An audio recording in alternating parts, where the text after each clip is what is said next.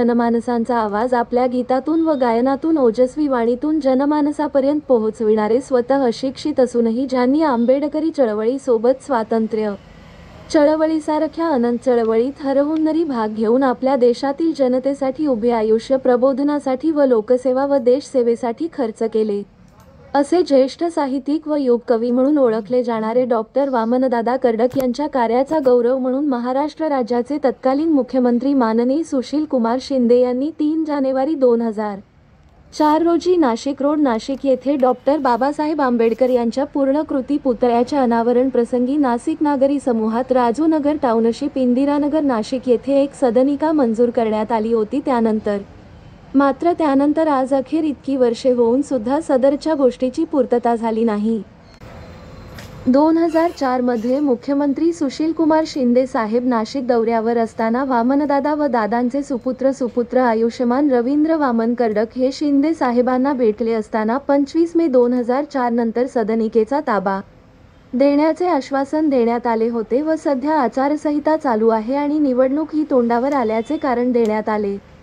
सदरच्या सदनिकेचा ताबा सरकारकडून कर्डक कुटुंबियांना मिळण्याअगोदरच युगकवी डॉक्टर वामनदादा कर्डक यांचे 15/2004 साली त्यांचे निधन झाले. त्यानंतर वामनदादा कर्डक यांच्या पत्नी श्रीमती शांताबाई कर्डक यांना वारसा हक्काने सदर सदनिकेचा ताबा देण्याचे 2007 साली सदरची सदनिका कर्डक कुटुंबियांच्या ताब्यात देण्यात आली नाही. यानंतर वामनदादा कर्डकांच्या पत्नी श्रीमती शांताबाई कर्डक यानंतर 2008 साली निधन झाले. त्यानंतर त्यांचे सुपुत्र व योगकवी वामनदादा कर्डक चॅरिटेबल ट्रस्ट नाशिकचे संस्थापक व अध्यक्ष आयुष्यमान रवींद्र वामन कर्डक यांना सदर प्रशासनाने नाशिक न्यायालयातून वारस दाखला सक्सेशन सर्टिफिकेट काढून देण्यात यावे व तसेच पूर्तता करून सदर सदनिकेचा ताबा नंतर आपणास त्यानुसार देण्यात येईल असे सांगितले.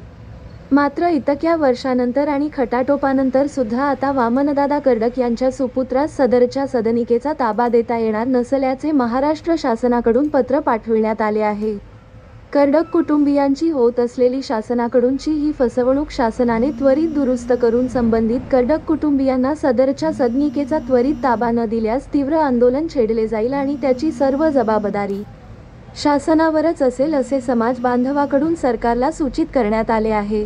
तेव्हा सरकारने या बाबीचा गांभीर्याने विचार करून सदरची कर्डक कुटुंबियांना देऊ केलेली सदनिका त्वरित त्यांना देऊन सहकार्य करावे अशी विनंती आहे.